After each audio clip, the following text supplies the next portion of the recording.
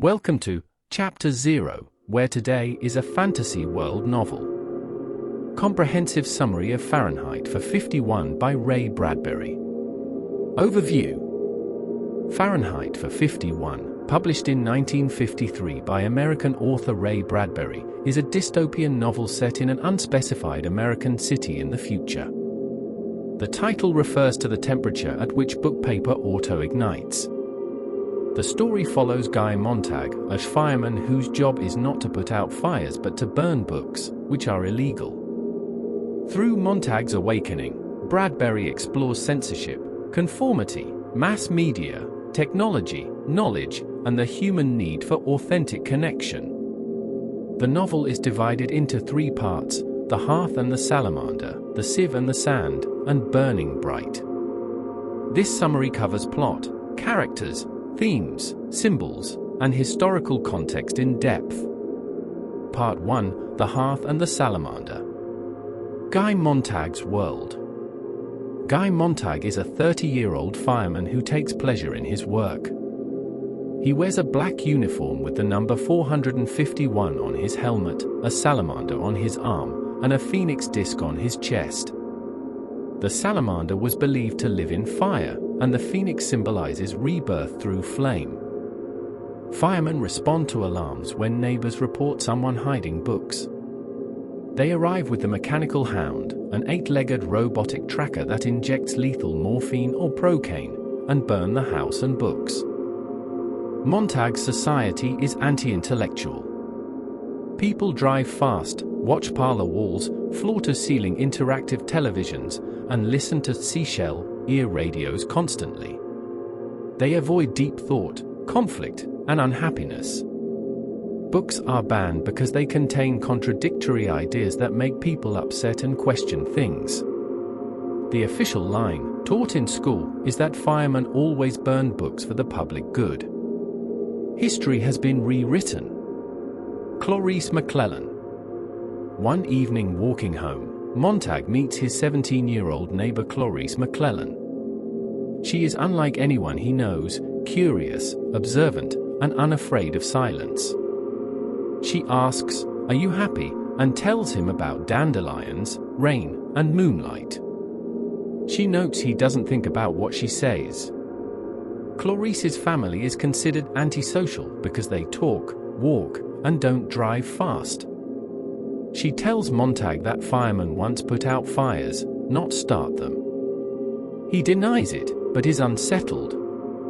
At home, Montag finds his wife Mildred overdosed on sleeping pills. He calls for help. 2 technicians arrive with machines to pump her stomach and replace her blood. They treat it as routine.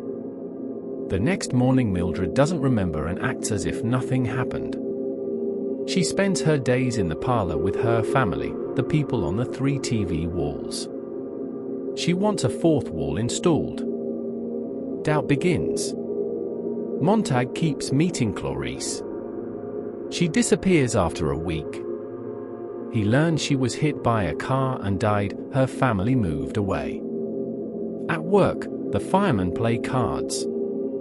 The mechanical hound growls at Montag, which Captain Beatty, Montag's boss, says means it doesn't like him.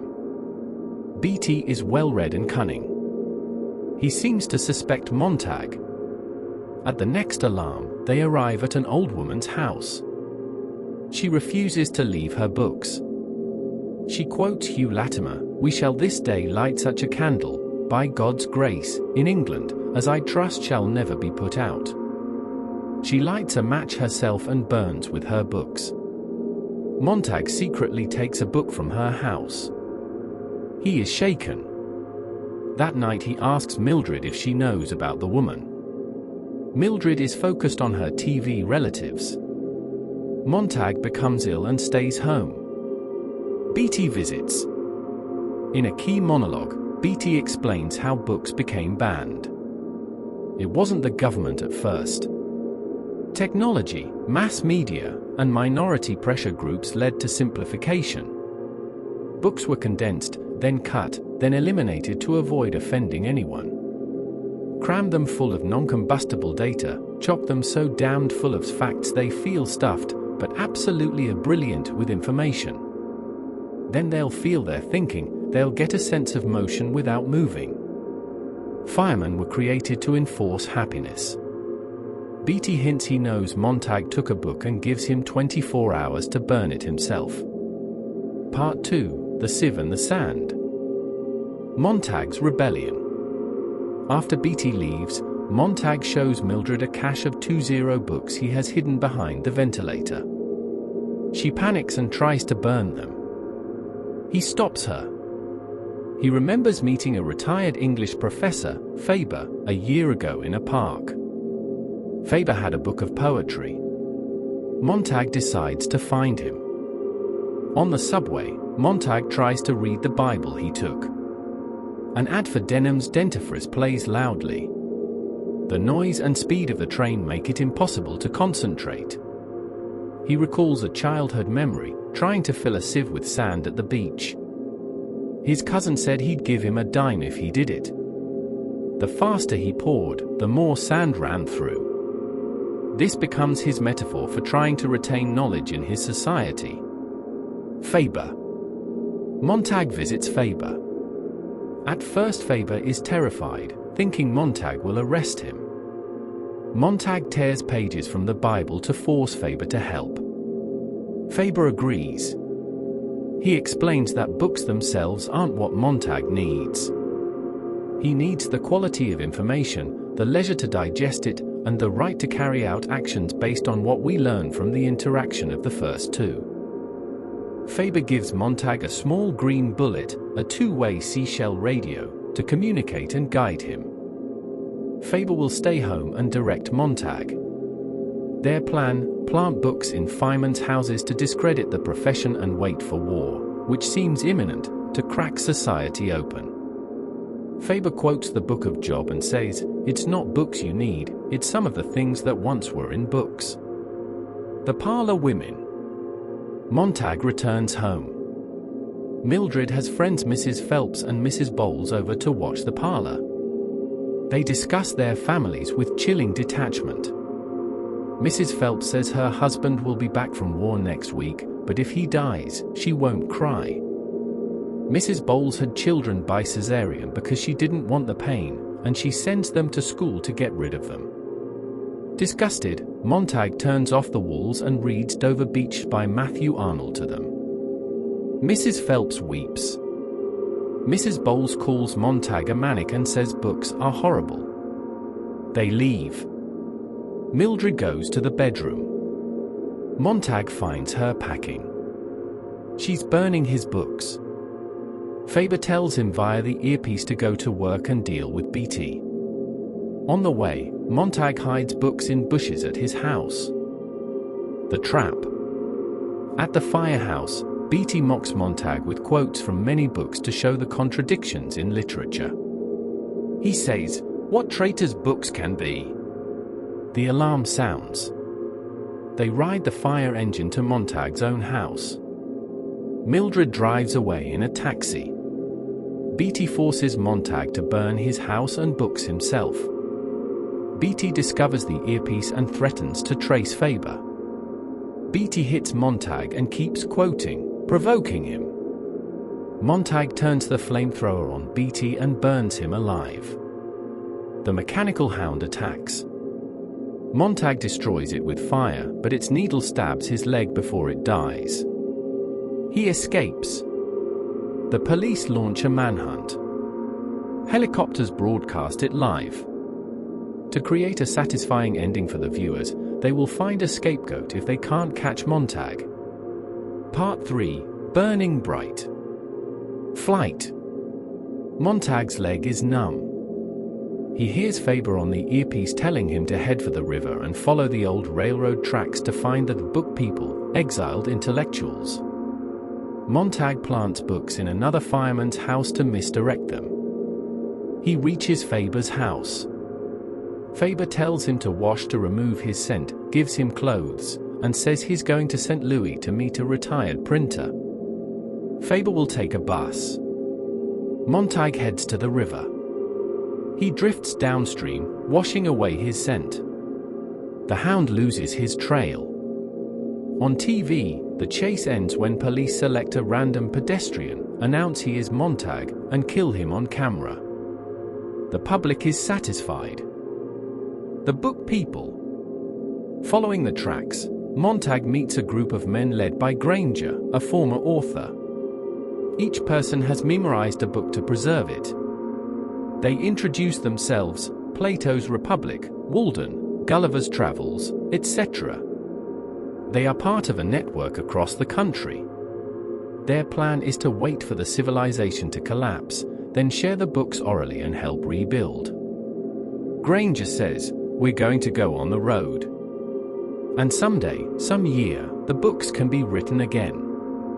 Montag learns a war has started. Jets fly overhead. While watching the city from a distance, it is annihilated in a nuclear blast. Mildred is almost certainly dead. The men are knocked down by the shockwave but survive. Granger quotes his grandfather, "Everyone must leave something behind when he dies. A child or a book or a painting or a house or a garden planted." He compares mankind to the phoenix, it burns itself up, then rises from ashes. The group begins walking upriver toward the city at dawn to help survivors. Montag thinks of the book of Ecclesiastes he partially remembers, and a line from Revelation, "And on either side of the river was there a tree of life, and the leaves of the tree were for the healing of the nations." He believes he remembers it now. Major characters. Guy Montag, protagonist. Begins as a conforming fireman, becomes an awakened reader and rebel. His arc is from ignorance to awareness to action. He represents the potential for change. Mildred Montag, Montag's wife. Addicted to sleeping pills and parlor walls. She calls the TV characters her family. She betrays Montag. She embodies the numb, distracted citizen. Captain Beatty, antagonist. Fire chief. Well-read but uses knowledge to enforce censorship. He's educated, manipulative, and possibly suicidal. He provokes Montag to kill him. He represents the internalization of oppression by the educated class. Clarisse McClellan, catalyst. Teenage neighbor whose curiosity and love of nature awaken Montag. She disappears early but her influence drives the plot. She represents innocence and free thought. Professor Faber, mentor. Retired English professor. Cowardly at first but helps Montag. He provides the intellectual framework for rebellion. Represents the intellectual who failed to act sooner. Granger, leader of the book people. Thoughtful and hopeful. He offers a path forward after destruction. Represents communal preservation of culture. The mechanical hound, symbol of the state's inhuman technology.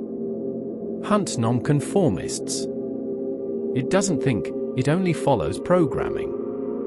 Themes. Censorship and knowledge. The novel argues that censorship begins not with the state but with people choosing distraction over complexity. Bradbury feared TV would create a culture that couldn't focus on books. You don't have to burn books to destroy a culture. Just get people to stop reading them. Technology and dehumanization, parlor walls, seashell radios, fast cars, and the hound replace real human interaction. Mildred would rather talk to her TV family than her husband. Technology is used for control and sedation. Conformity versus individuality, society demands sameness. Clarisse is killed because she's different. The parlor women repeat media talking points. Books are dangerous because they make people think for themselves. Happiness versus satisfaction. The state promises happiness through comfort and no offense.